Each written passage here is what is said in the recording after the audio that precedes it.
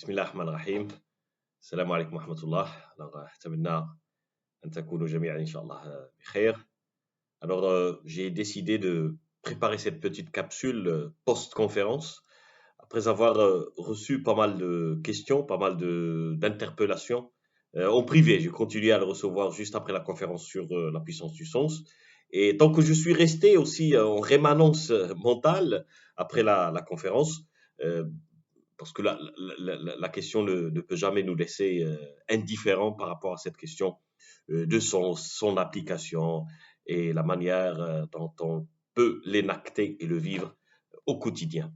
Alors, c'est pour cette raison que dans cette petite capsule, j'aimerais revenir à certaines questions qui se sont posées à répétition, notamment la question de la sagesse qu'on doit développer vis-à-vis de nos objets d'amour. Et c'est une question qui mérite qu'on s'attarde là-dessus parce que quand on parle de sagesse vis-à-vis des objets d'amour, déjà, il faut clarifier ce qu'on entend par objet d'amour et amour. Alors, vous savez, il y a trois stades ou trois types d'amour. Alors, il y a l'amour bébé, l'amour adolescent et l'amour adulte. Alors, l'amour bébé, c'est je m'aime. C'est soi comme objet d'amour. Et puis, l'amour adolescent, c'est je m'aime dans l'autre.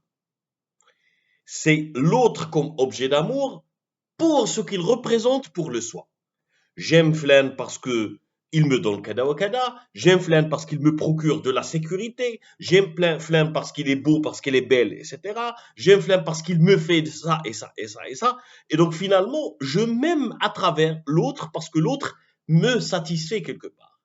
Et donc, j'aime l'autre parce qu'il me procure un sentiment d'identité, un sentiment d'existence, parce qu'il me donne une certaine, me renvoie une certaine image sur moi-même, et ainsi de suite. Et puis, il y a l'amour adulte, l'amour mature, c'est j'aime l'autre.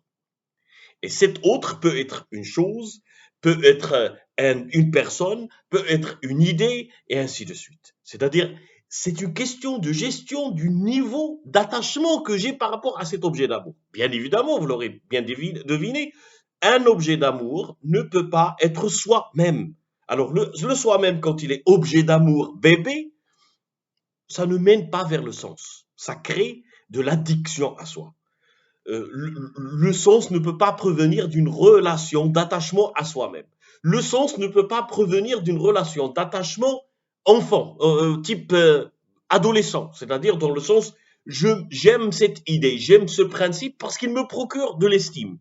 J'aime appartenir à cette communauté parce qu'elle me procure de la sécurité. J'aime mes enfants parce qu'ils me permettent de me sentir réussi et accompli.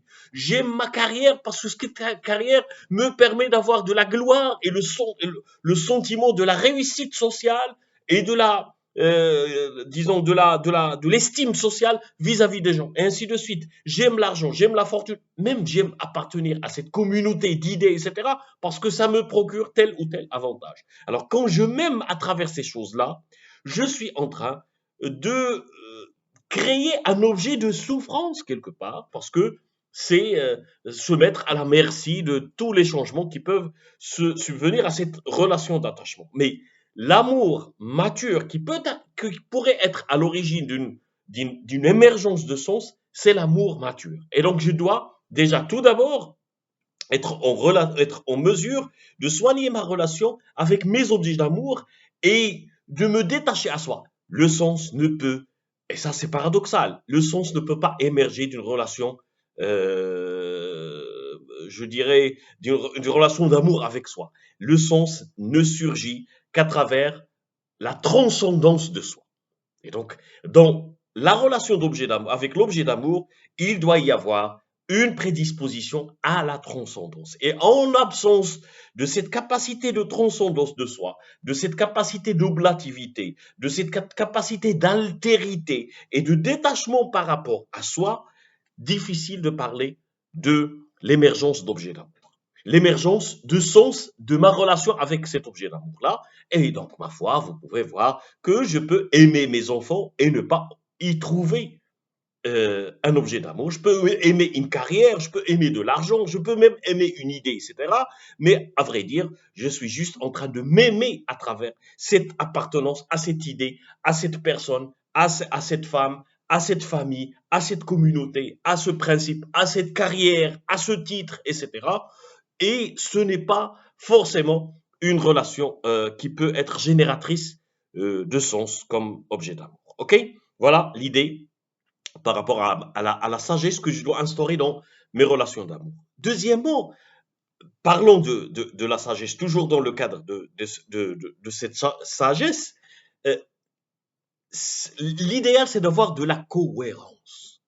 Alors, la cohérence, c'est que les objets d'amour s'alignent de façon à ce que mon action et ma réussite par rapport à un objet soient en cohérence avec tous les objets d'amour. Et donc, du coup, ce qui crée le problème, c'est ces discordances. Et donc, mon panier d'objets d'amour doit tout d'abord, doit bien entendu avoir de la cohérence dedans. Il faut développer de la cohérence dedans. Alors, ici, peut-être je peux citer l'ayat al-Qur'aniyya ضرب الله مثلا رجلا فيه شركاء متشاكسون ورجلا سلما لرجل هل يستويان مثلا. C'est-à-dire, c'est une question d'alignement interne, c'est une question de cohérence.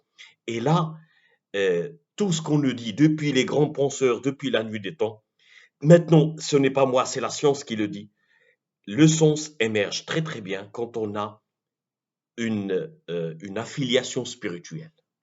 La spiritualité commence quand la rationalité se termine. Je dis spiritualité dans le sens général, mais ce que nous concerne les musulmans, c'est-à-dire la transcendance de soi. Trouver un moyen à ce que mes objets d'amour soient alignés de façon à le tout doit converger vers un point. Alhamdulillah, nous avons Wajhullah subhanahu wa ta'ala qui nous permet justement d'injecter le sens et de gérer la relation avec tous les objets d'amour qu'on peut mettre dans notre vie. Et donc, du coup, quand Nia, elle s'aligne, quand ce que je fais, ma réussite dans ma famille est alignée avec Wajhallah, ma réussite dans ma carrière est alignée avec Wajhallah, ma réussite dans ma vie professionnelle est alignée avec Wajhallah, mes petits agissements au quotidien qui ajoutent des points à mes réussites respectives dans différents domaines de la vie sont alignés avec Wajhallah, il y a de la cohérence. Et bien entendu, cette cohérence va me permettre de faire face aux incertitudes de la vie, faire face à la souffrance, etc., etc.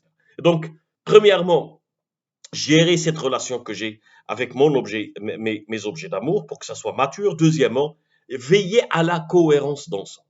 Et c'est ce qui fait que à ce stade, ma relation avec mes objets d'amour peut être génératrice de l'émergence de sens. Il y a aussi une autre question, est-ce que le sens c'est quelque chose qu'on développe délibérément ou quelque chose qui existe toujours? En fait, il faut dire que le sens dans le sens absolu, c'est-à-dire sens négatif ou positif, etc., c'est un ingrédient majeur de ce que c'est qu'être humain. C'est-à-dire on ne peut ne pas avoir de sens. Sauf que, mais si tous les sens sont porteurs de bien-être et de bonne vie. Et donc, du coup, il y a mauvais sens, il y a contresens, il y a ce qu'on appelle absence de sens. En fait, c'est absence de la faculté de générer de la bonne vie et de générer du bien-être à travers le sens qu'on retrouve. Même chez les nihilistes les plus puristes de la chose.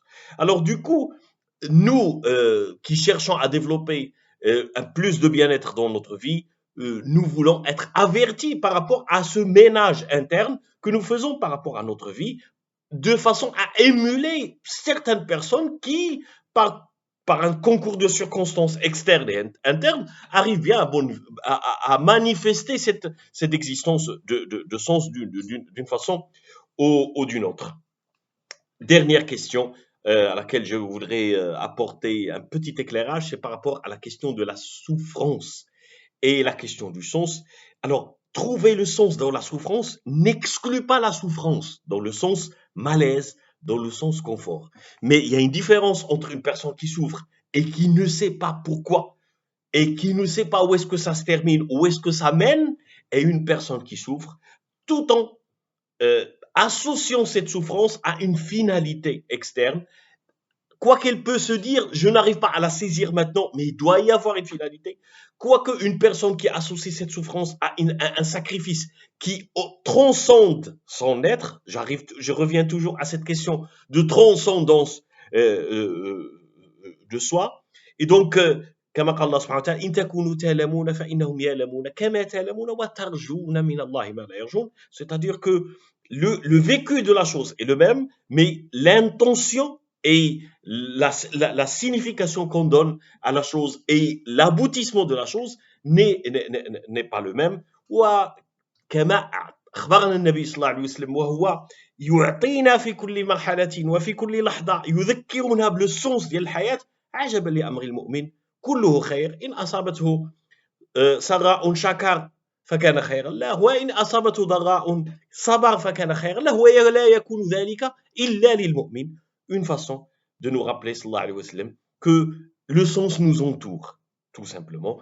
Alors j'espère que cette petite vidéo peut nous aider tous, parce que personne ne possède de réponse définitive et les questions ne vont jamais se terminer. D'ailleurs, c'est l'objet de ces interactions, c'est de susciter les questions et laisser chacun construire ses réponses par rapport aux conditions respectives de sa vie. J'espère qu'on puisse ensemble, chacun dans son élément, chacun dans son monde, construire un sens qui peut faire émerger un bien-être global pour nous tous. Tabarak Allah alaikum. Saïda.